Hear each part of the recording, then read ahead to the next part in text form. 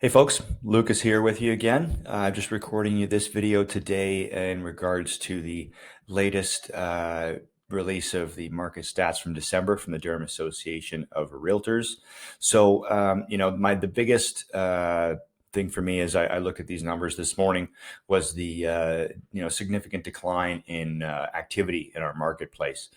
We saw 44% fewer sales on a year-over-year basis, that being to December of 2021, where we had 671 properties sold. We only had 380 sell in our marketplace this past month.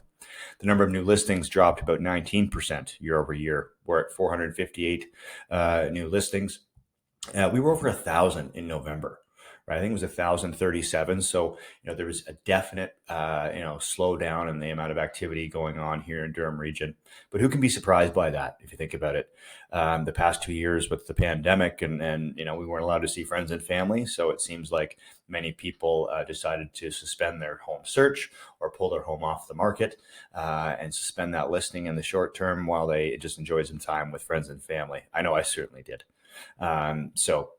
That's really the thing is, although it jumps out that the activity dropped so much, but I think it was warranted given that lack of human connection we've had for the last 18 to 24 months.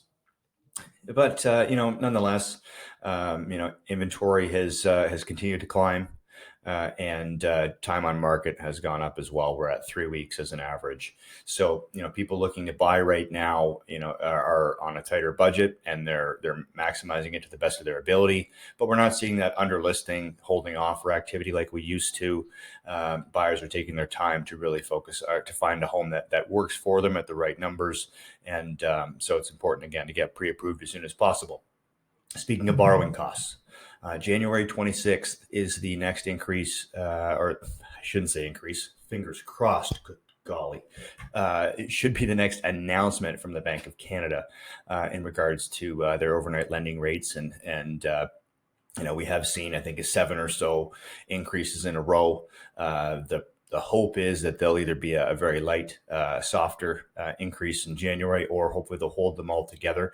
As we did see over the last 2 announcements, they raised the interest rates by 50 basis points. I think now we're at 4.25 as to what the Bank of Canada is offering the big banks. And we know that from whatever the bank is offering as a contract rate, we've got to qualify at that number plus 2%.